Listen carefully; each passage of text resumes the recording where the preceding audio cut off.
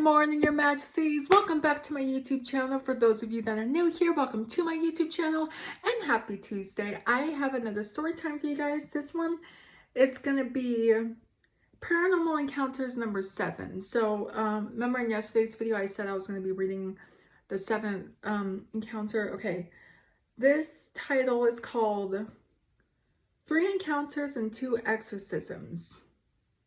Okay.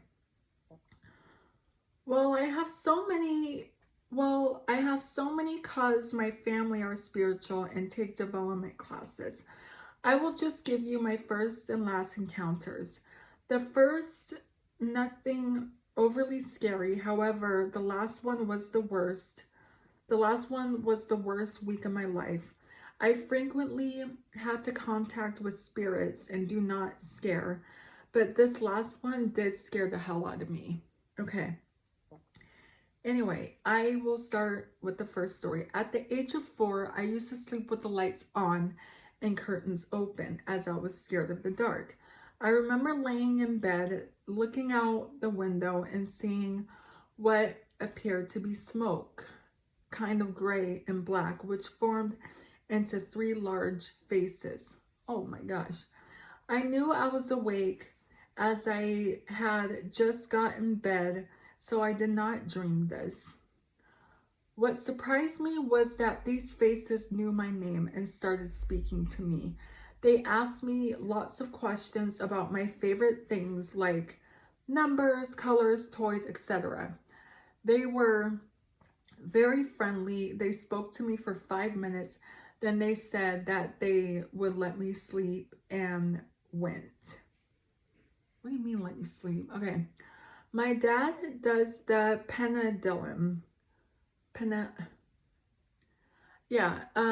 and my stepmom is a Reiki. Both my sister and I often see ghosts that want help to cross over, but are unrested. Oh, okay. The last one only happened a year ago. Myself now being 25, I was living with my pregnant girlfriend. She was out for the evening and I was laying in bed reading a book and waiting for them to come home. We had no neighbors at the time, but through the wall I could hear a baby crying. I thought that was odd as I have not seen anyone move in next door. The crying persisted for a few minutes, then followed by shouting for the baby to just shut up and give them some peace. I then heard banging and some footsteps. I assumed my girlfriend had returned and shouted, "Hey," "Hey, hun, did you have a good time?" No reply, but the noise continued. Thinking they hadn't heard me again, Again, called out, but again, no reply. I decided to check in case we were being burglared. Nothing was there. This persisted, but I thought I must be tired and ignored it, thinking sounds are louder at night.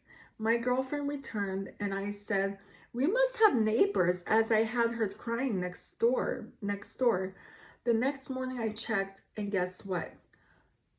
The to let sign The next morning I checked and guess what? The to let sign was still there.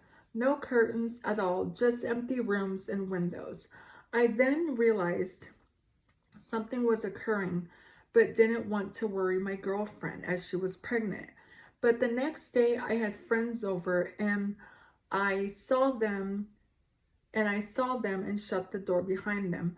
I could feel a presence in the house that whole evening, but thought it's just a good spirit, like always in the past. I woke up and the front door was wide open. I live on the main road. Anyone could have walked in at night, but luckily they didn't. I then started to worry slightly as I had not had that before, and it was pretty obvious. And then they wanted to harm Then they wanted to harm to be done.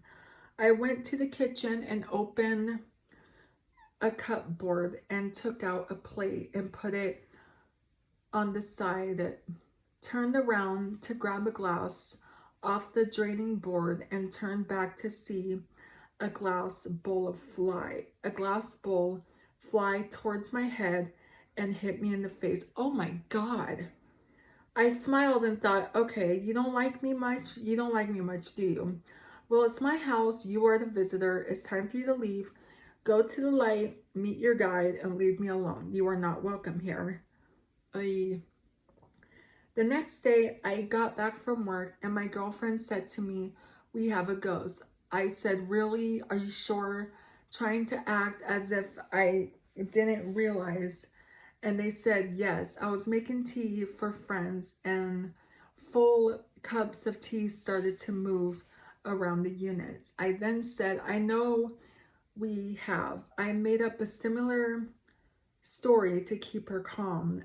I did not want to tell her about the front door or the glass bowl to the face incidents. Jesus Christ, jeez.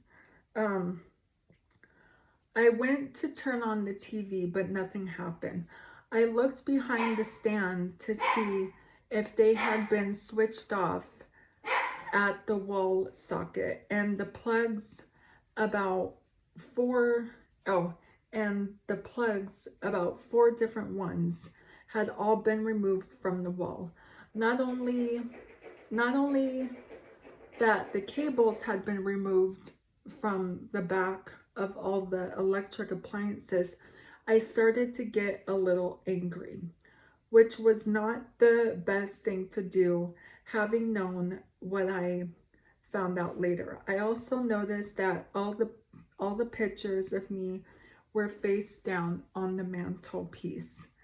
After dinner, I decided to do some DIY and started working on putting together a new coffee table.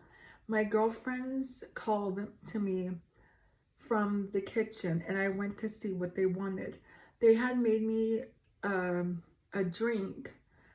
Bless her. I came back and my screwdrivers were gone.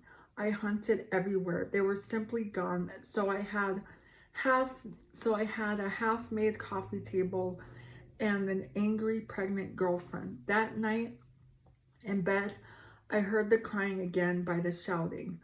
Finally, I got to sleep, was was starting to get a bit scared now as the feeling in the house was getting rather intense to a level I had not felt before. As I say, I have dealt with spirits a lot and they do not bother me at all. I just help them and they leave. While my girlfriend was getting dressed, they said, guess what? I turned, I, I, I turned and they started to pull out the screwdrivers from her underwear drawer. Again, from the front door, again, the front door was wide open. We had no one round that night before, and I know it was closed. I came back from work, opened the door, and a saucepan flew down the stairs at me and hit the wall, making a chip in the wall. It scared the living daylights out of me. I made a call to my dad to get him to use the pendulum to find out what is in the house as I was concerned. I phoned asking him to check the house and he told me nothing was there.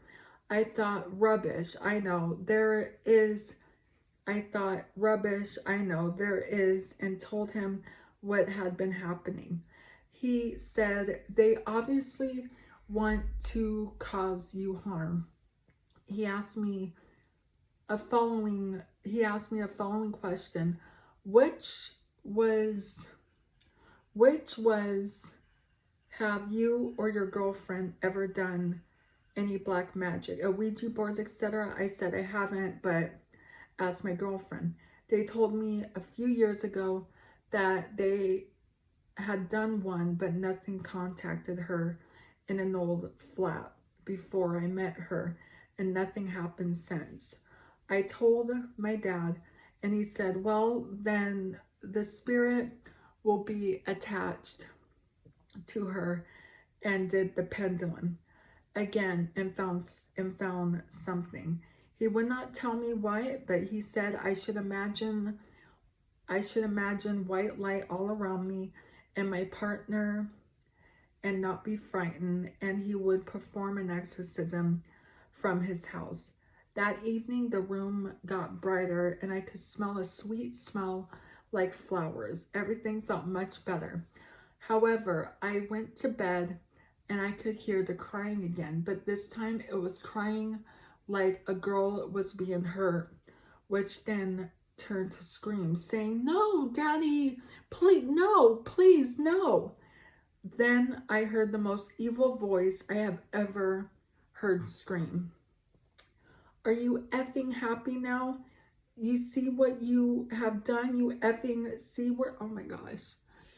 I was scared to the point I was sweating and shaking. I do not know how I got to sleep that night. The next morning, the pictures of me again were all face down, but this time the frame glass was cracked. I was having breakfast and all I could hear was banging in the kitchen, louder and louder. I went there, and the cupboard doors were flying back and forth, slamming everything, shaking. I called my dad and said it didn't work. Did you do it last night? He replied, did I oh, I called my dad and said it didn't work. Did you do it last night? He replied, I did, and it went. I said, yes.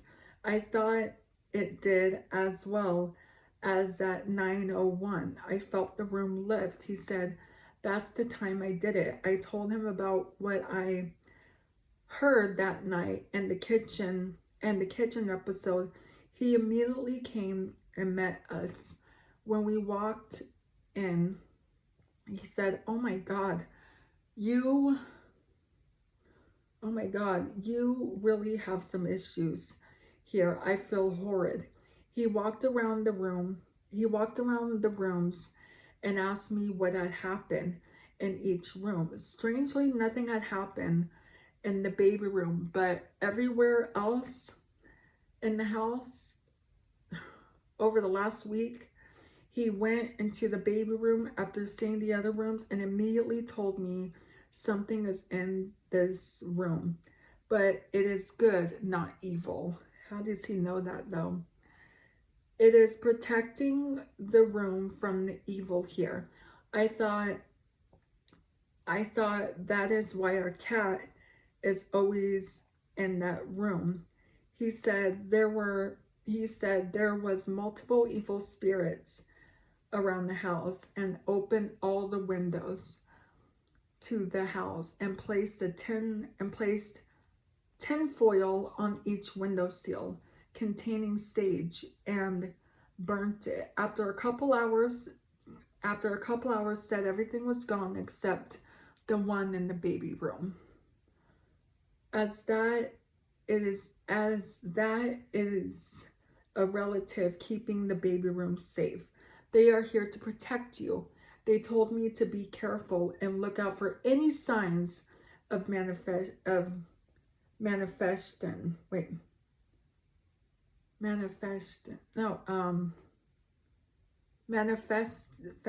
can't I say that? All right. Oh well. On the doorstep, I asked what was there, but he would not tell me. I still do not know to this day what it was. I believe it must have been multiple demons, but he would never say. Oh, man. That was brutal. That was brutal. Okay.